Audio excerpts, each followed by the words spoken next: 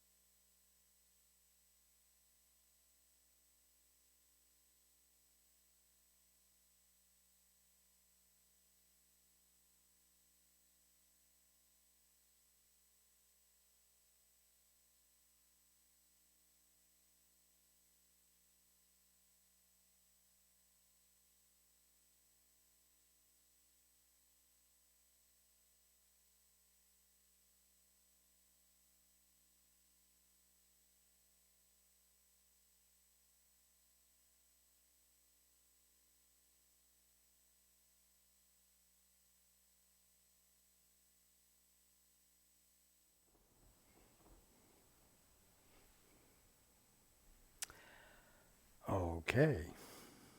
Good evening.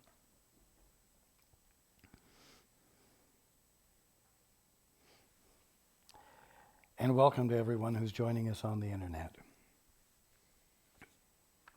Before we begin, let's all get on the same page.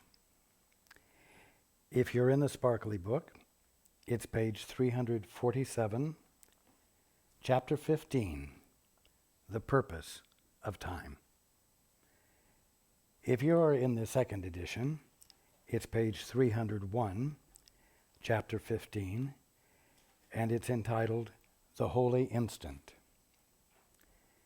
If you're in the first edition, it's page 280. Again, chapter 15, The Holy Instant.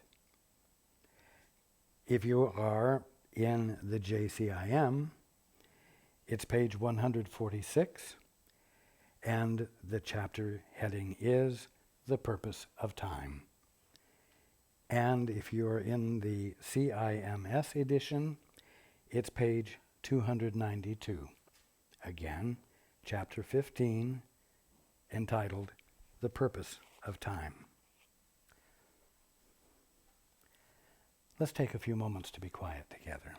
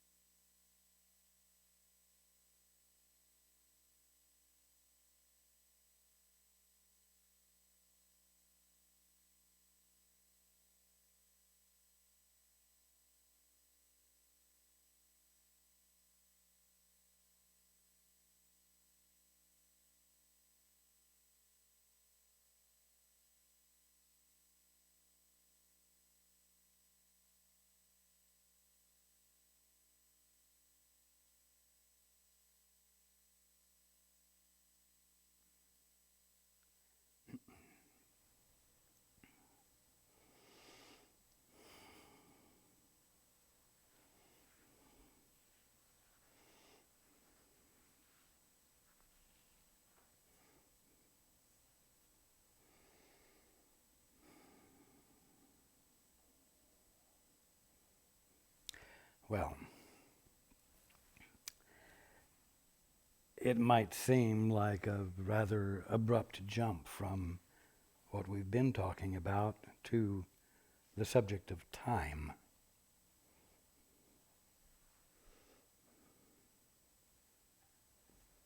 And yet, if the Course is an intelligent flow of stimulus for learning, there must be an order to this.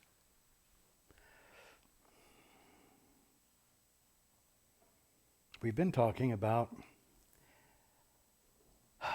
learning how to abandon your insistence upon being in charge. We've been talking about learning how to be willing to stop thinking and how to experience peace. And that peace is the threshold of the learning experience, the influx of enlightenment and consequent understanding.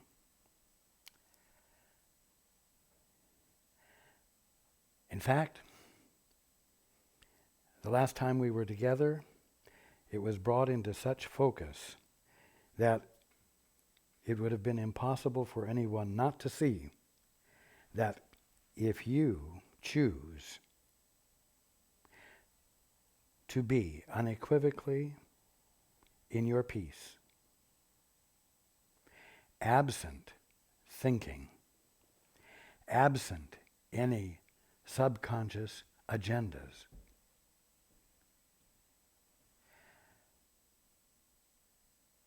you will experience atonement.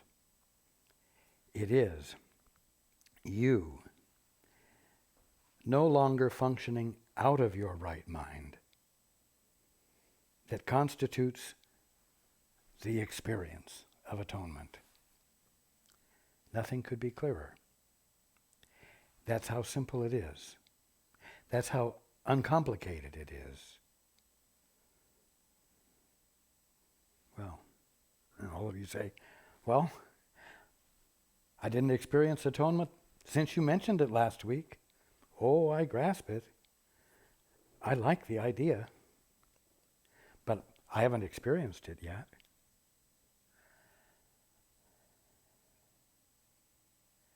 Well, that could make it seem complicated, couldn't it?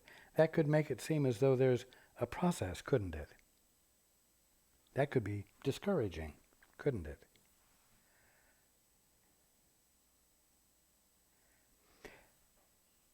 And yet it's still as simple as was stated. All you really have to do is to let yourself be still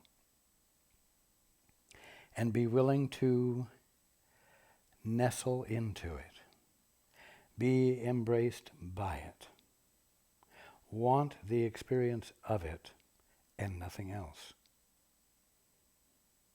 and to be present in your world with each other in that environment and from that environment of stillness.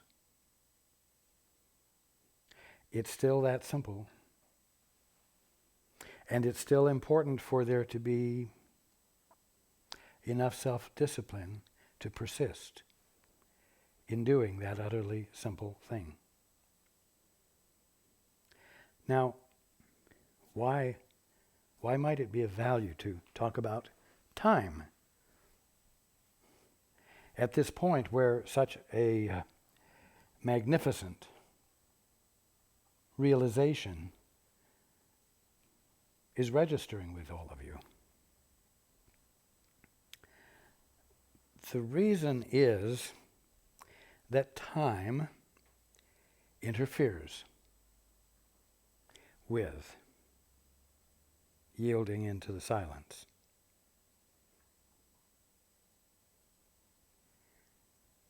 Now, this chapter is entitled the purpose of time.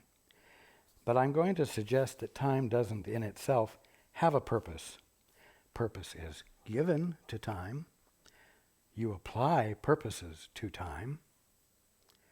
But time itself is a byproduct of something.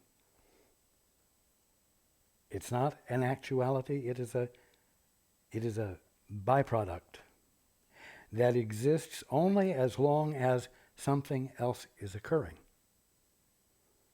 And the something else that must occur in order for this thing called time to be experienced is for those who are experiencing time to have decided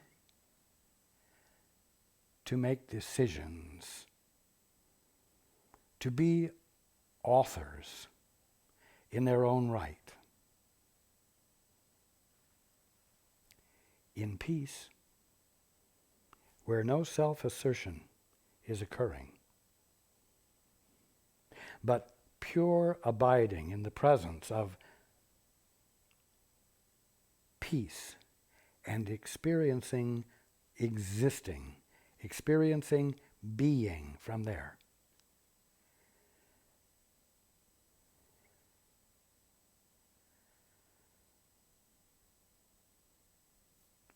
This is an experience of wholeness. This is an experience like one that most of you have had at least once in your lifetime, where a revelation occurred. And suddenly you were provided with what you would call a whole block of information, full of myriad details, all clear as a bell, that you grasped and embraced and experienced in a flash, in a moment, but which, if you go to explain it to someone else, might take you days to express in the fullness of the detail and the fullness of the meaning.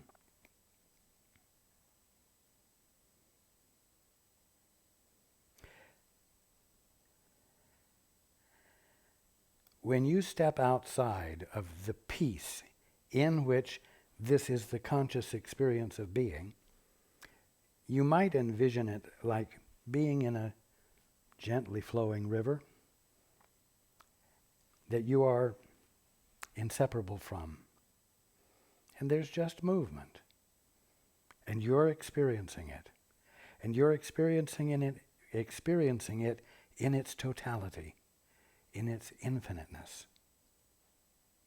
And then you say, but wait a minute. I'd rather make some decisions on my own. I'd rather determine what everything is, instead of just letting the movement of being reveal itself to me on its terms.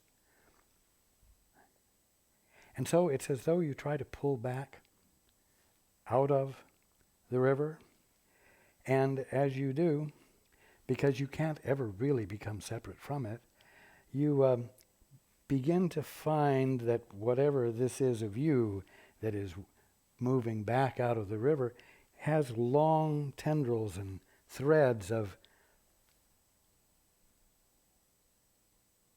what the river is made of, extending from you and behaving as a pull, if you will, what you would call a resistance to your movement away. And if you insist on moving away, this tension becomes what you call time, because there has to be something to describe the difference between the movement of creation that you're inseparable from and this thing that you are making of yourself by trying to pull back from it. The resistance to that is experienced as time. And what is time? It's a space in which to feel uncomfortable. It's a space in which to feel this tension. that's not normal to you.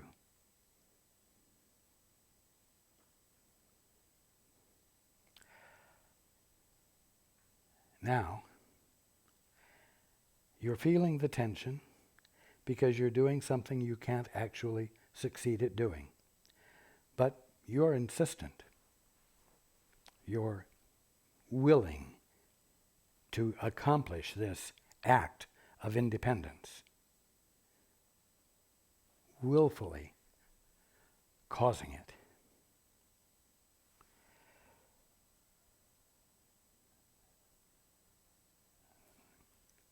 This can only be described as an experience of being wrong, of being, out of your skin, of being not normal, of being abnormal. And it doesn't feel good. It feels as though you're doing something wrong. And because there is great insistence upon continuing to become more and more separate, a purpose emerges. And the purpose that emerges is for you to make yourself right. To manage to shake off the feeling of being wrong, the experience of being out of your skin. So, time and righteousness go hand in hand. And one of the things that seems extremely difficult to cope with in your process of wanting to experience atonement, in your wanting to experience awakening, in your wanting to come back into your right mind, you find yourself called upon to choose for your peace.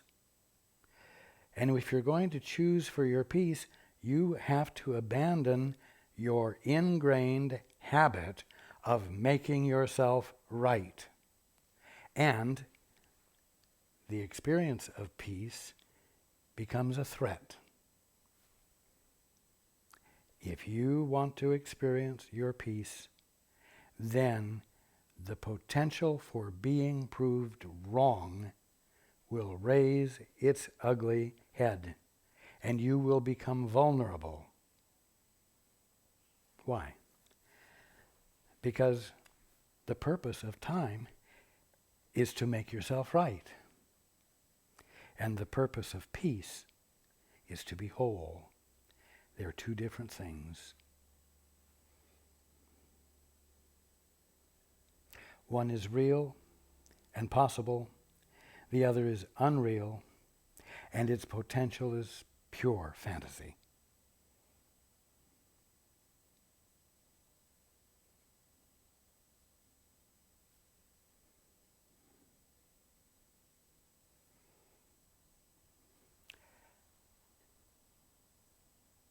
Time is the byproduct of an act of independence from wholeness.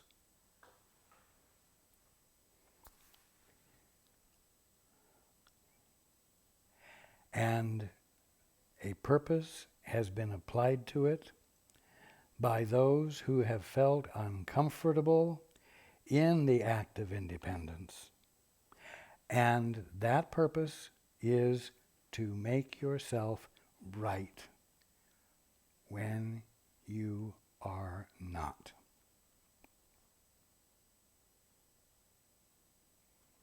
Let's go into the book. Can you imagine what it means to have no cares, no worries, no anxieties, but merely to be perfectly calm and quiet all the time? Well, the mean-spirited tendency of the ego is to take those words, but merely to be perfectly calm and quiet all the time, and twist it into a suggestion of boredom, of inactivity, of lying on a grassy knoll or a sunny beach, and that's all there is to it, and watch the waves lap up and roll out, and lap up and roll out in perfect peace. That's what it suggests. It turns what is actually an experience of wholeness into a meaningless state of inactivity. I will tell you something, and you know it already. Creation arises out of perfect peace. The movement of God occurs in perfect peace. What does that mean? It means no conflict, no opposites, no dissonance. It means harmony. It means beauty. All of those incredibly awesome things that cannot possibly exist when any form of chaos is present. The fullness of life, you hear those words, the fullness of life is what God promises you. Well, the fullness of life is what is yours if you let atonement occur. And that means that every involvement you have with every aspect of infinite creation is vital, is exuberant, is joyous beyond any joy you can imagine so far. It is meaning amplified. Whether it's a ladybug crawling along a stem, or whether it is a wave lapping up on the beach, or whether it is you standing up on the beach and running out into the waves and splashing and falling and rollicking and laughing. Nobody said that couldn't be done in perfect peace, without any conflict of any kind.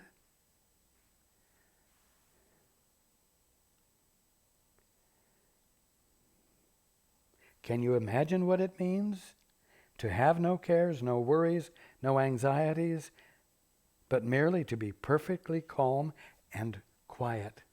That doesn't mean inactive. It means not aroused in conflict all the time. Yet that is what time is for. To learn just that and nothing more. Why is that what time is for? Because that allowed, that acted upon, that committed to is what undoes time and releases you from the experience of being wrong that seems to justify an aggressive assertion that has as its purpose making you right, exonerating you from wrongness.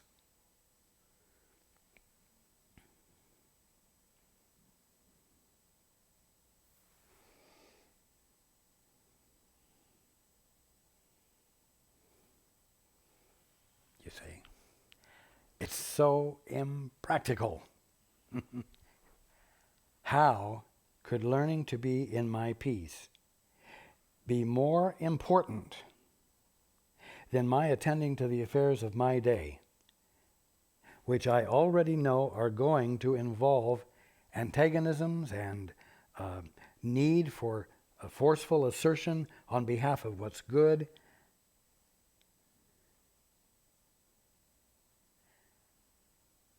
Hey, it's more important. And so, if it's very difficult for you to do this in the middle of the dynamics, then begin to do it in the parts of your days which are not dynamic, so that the atmosphere of it hangs over into your periods of activity. To decide that it's more important than anything at all for you to be in the middle of your daily activities and the dynamics, and to be there in them as consciously as you possibly can from your peace. Why? So that you might access, be in touch with, connected with the place of excellence in you, which is nothing more than your right mind, or the Holy Spirit, who, if you are willing to yield into it, will be that presence in you which awakens in you the awareness of what you divinely are, and atonement can happen right there in the board meeting, right there on the freeway, right there in the middle of your dynamic of your day. I will tell you something. Being in your peace and coming from that place of excellence in you does not mean spouting spiritual cliches or biblical references or highly evolved words or concepts. It isn't what comes out of your mouth. It's the frame of mind in which you are choosing to be as you act and move through your day.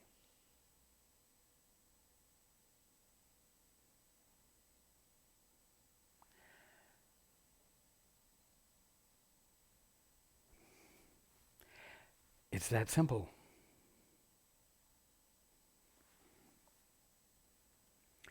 God's teacher cannot be satisfied with his teaching until it constitutes all your learning. Who is God's teacher? The Holy Spirit, your right mind. God's teacher cannot be satisfied with his teaching until it constitutes all your learning. In other words, until you are gathering all of your information from your right mind, instead of from a fantasized, independent point called yourself making your own decisions and behaving in the world according to the habits and the definitions you have come up with.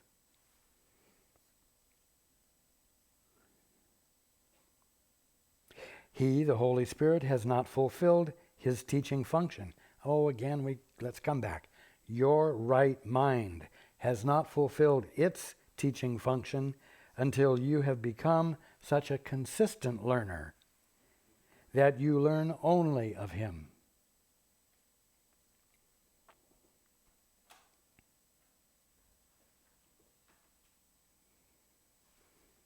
When you're learning only of him,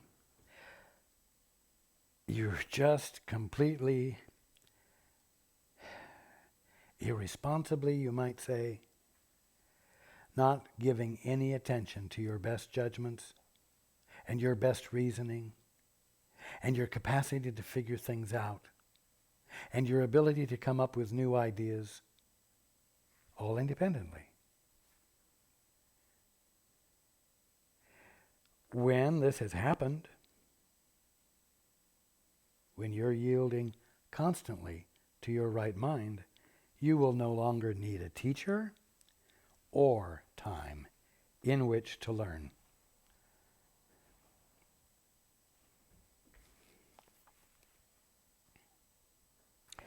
Time will have disappeared because you will not be trying to stretch your way into independence from the movement of the river of creation and creating the tension that you call time.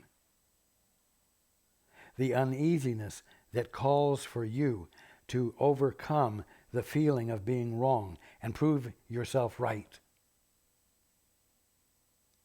And ultimately prove that you are real without being joined inseparably in and as the movement of creation.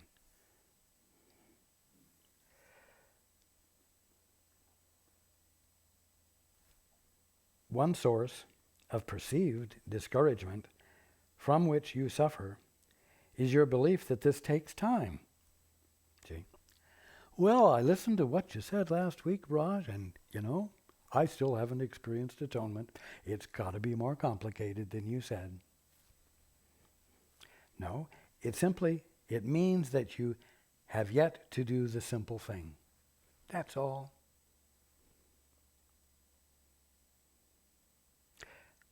Again, one source of perceived discouragement from which you suffer is your belief that this takes time and that the results of the Holy Spirit's teaching are far in the future.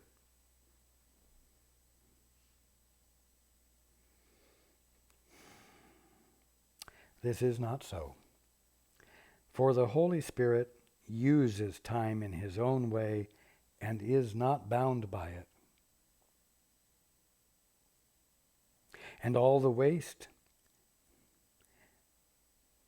that time seems to bring with it is due but to your identification with the ego, which uses time to support its belief in destruction. Oh boy, did we make a left turn there? And all the waste that time seems to bring with it is due but to your identification with the ego, which uses time to support its belief in destruction. Oh, strong words. Out of the ethers. Surprise, surprise. Well, your identification with the ego is your identification with that which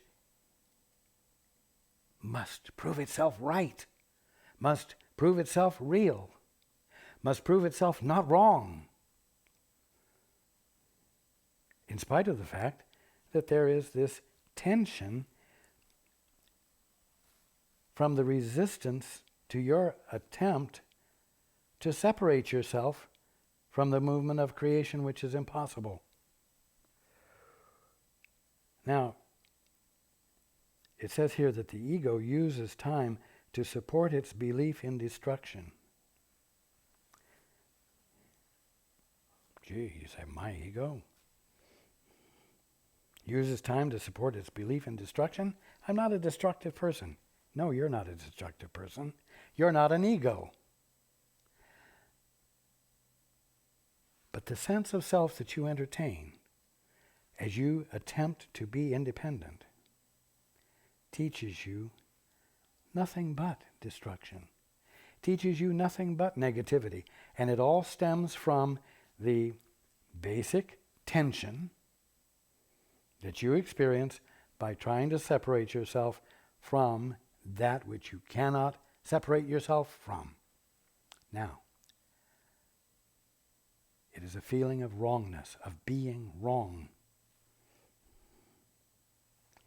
Being wrong brings with it penalty. And indeed, you find ways to live your days with a certain amount of happiness, knowing nevertheless that there's going to be a last day. Come hell or high water, you are going to die. Knowing that in the process, whether you don't die yet or not, you're liable to get sick, or you're likely to be injured, or you're likely to be in a failed marriage, or you're likely to be dealing with someone who's an unjust character, and that you're bound to have misery.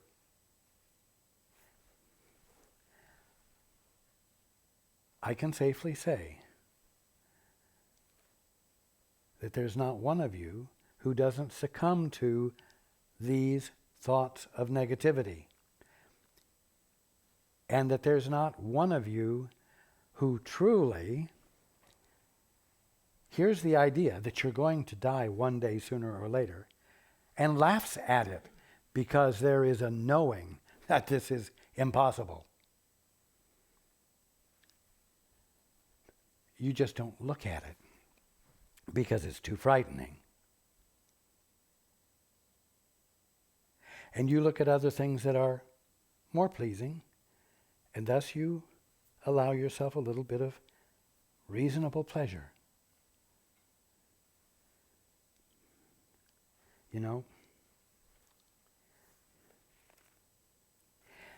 what we're talking about better mean something more than that. It better mean having the experience of never being injured, of never getting ill, of being in circumstances and relationships where needs are beautifully met because you're able to be present in those circumstances, not from a place of fear, not from a place of guilt, not from a place of overcoming being wrong, but coming from a place where life is the law, not the exception.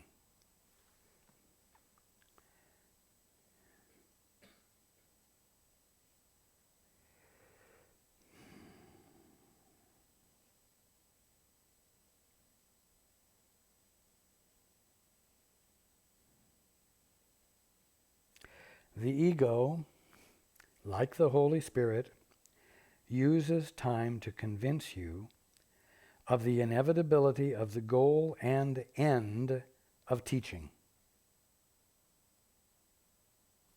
To the ego, the goal is death. Well, you say, how could the goal be death? It doesn't really matter. Let's not quibble about words. The end result of all that the ego teaches is death. Whether you think of it as being an actual goal or not, it's the actual inevitable result.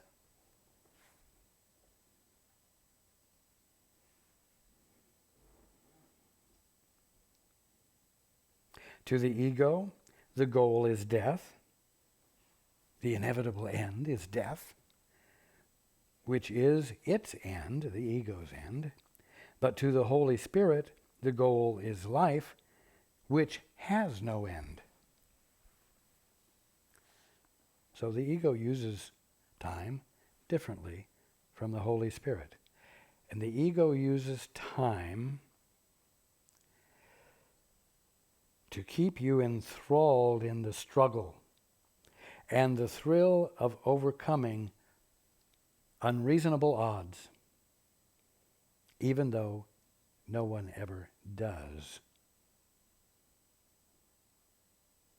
as long as they engage in the struggle, as long as they don't allow themselves to yield back into the movement of the river of creation, we'll call it, reducing the tension that causes the feeling of wrong, instead of overcoming it. It amounts to stopping the very thing that causes the sensation of being wrong, instead of accepting the sensation of being wrong as being actual and finding a way to overcome it.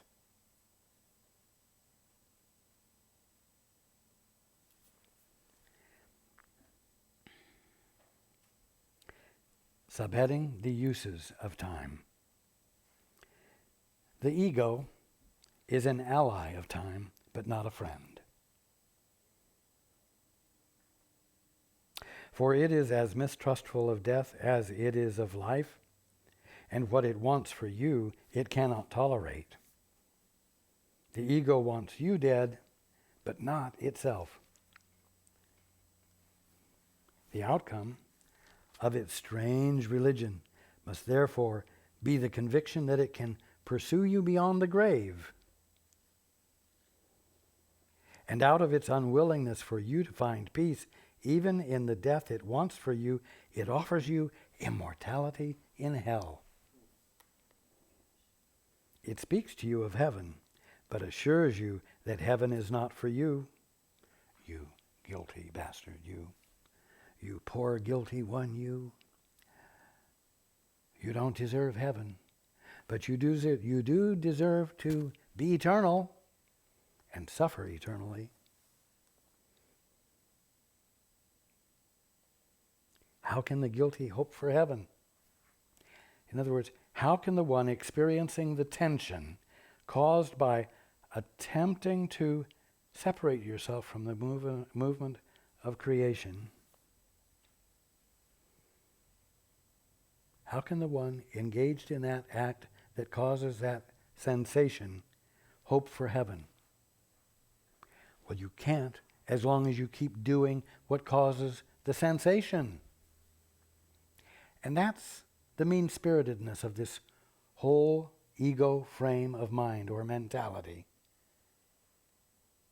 Because it takes something that you're trying to do that you can't actually accomplish.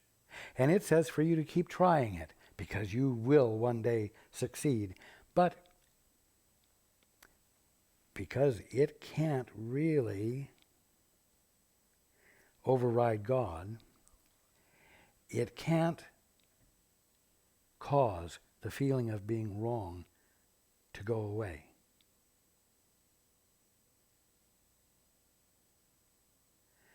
And so it gets you to exercise your authority to make yourself right, to be a successful, independent orphan, and to pursue that with exuberance and persistence and dedication. It actually will suggest that heaven will be your prize, but it knows that it won't be.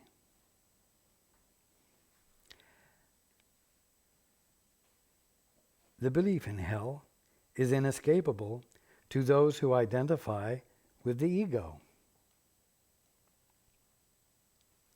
To those who neglect to relax back into the movement of creation and reduce the tension of trying to be separate from it.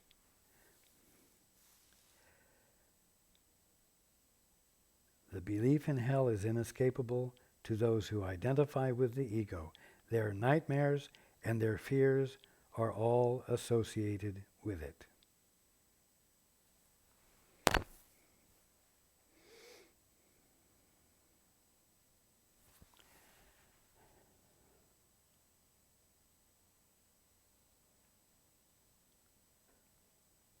Now, there's something all of you need to know. And that is that in spite of the twisted, demented sort of mindset that's called the ego frame of reference, aside from the twisted experience of being that you have, there is a real you that isn't touched by it. The Holy Spirit. And it is insistent upon doing something. It's insistent upon bringing you to a point of willingness to embrace it, your right mind, with no further resistance to it. Why? Just so that you can become an integrated, independent presence? No. Because there's a larger picture. There's a larger picture going on. It's called reality. with a capital R. It's called God moving. God being all there is.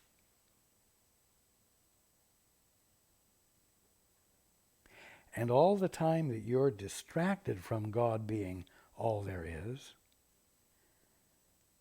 God is still being all there is. And your right mind is ignoring time, is not being bound by time, and is able to insert itself into your awareness independent of time.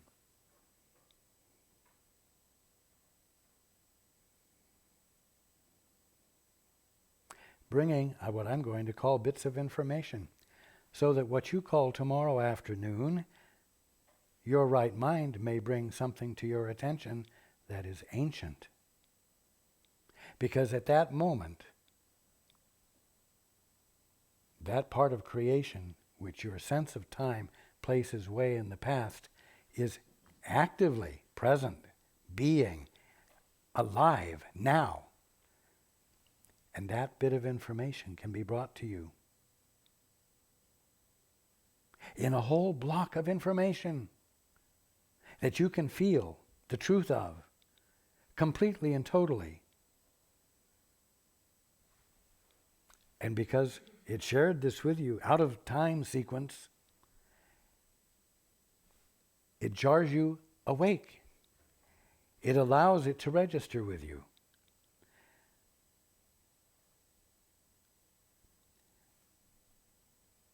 Being isn't right or wrong. Being simply is, and being is whole. Infinite. When I say whole, I mean infinite. It is a conscious experience of being that is all-inclusive now. Being is, for lack of better words, full, open consciousness in which the totality of creation is consciously experienced, down to the minutest detail, without confusion and without overwhelm, and in a constant state of perfect, pure love, in which, as I've said before, that which you find yourself loving is loving you. That which you are loving, that infiniteness that you are loving, is loving you back infinitely.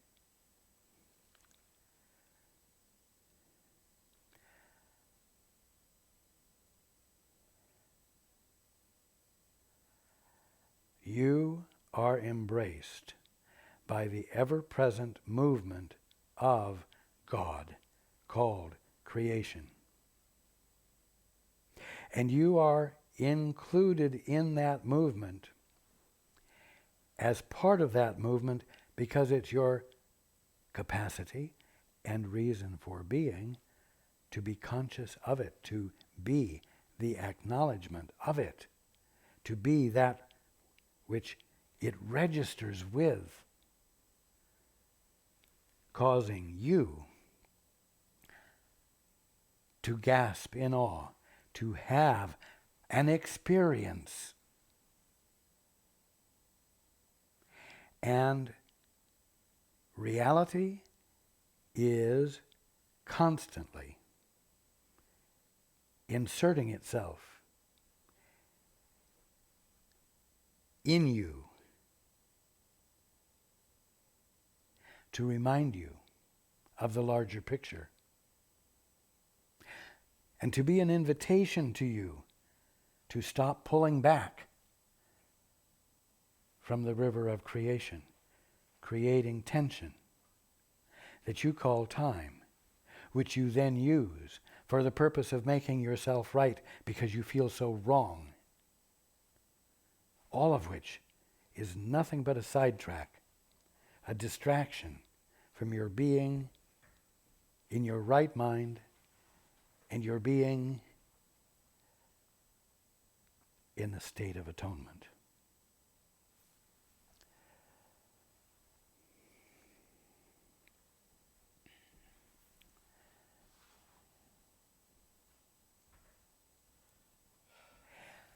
During this coming week, I want all of you to watch for just one element. I want you to watch for every occasion when you feel called upon to prove yourself right, or conversely, to prove that you're not wrong. They're the same thing. When you're trying to prove that you're not wrong, you're defending yourself. When you're trying to prove yourself right, you are engaged in propaganda. You are engaged in trying to elicit a new response. It's not self-protection. It's not defense. But it's the other side of the same coin. When you find yourself feeling called upon to defend yourself, notice it, catch it, stop dead in your tracks. Realize that you are carrying out a conditioned response, that you are trying to overcome the tension caused by your insistence upon being separate from the whole. And that proving yourself not wrong is the wrong response. You're going to find it very hard to bite your tongue and not defend yourself, or to bite your tongue and not prove that you're right. But please, for this coming week, do it. And instead of justifying yourself, instead of defending yourself, choose for your peace. Be totally idiotic and do something irrelevant. Choose for your peace. Choose for that inner act, which in effect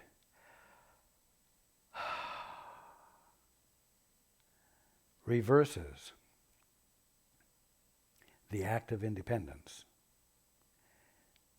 and lets you relax slowly back into the movement, the river of creation itself, in which your wholeness, not your rightness and not your wrongness, awaits you. A wholeness that constitutes your innocence.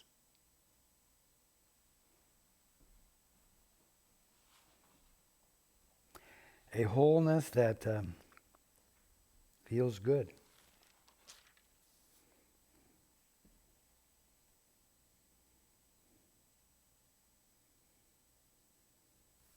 A wholeness experienced that means you never again have to imagine what it means. You never again have to imagine what it means to have no cares, no worries, no anxieties, but merely to be perfectly calm and quiet all the time, no matter how busy you are reveling in and participating in the movement of life, the movement of creation. Let this be a conscientious practice. Every time you feel inclined to defend yourself, don't do it. The world will not come to an end. And you'll find yourself, I promise you, having an incredibly surprising new experience.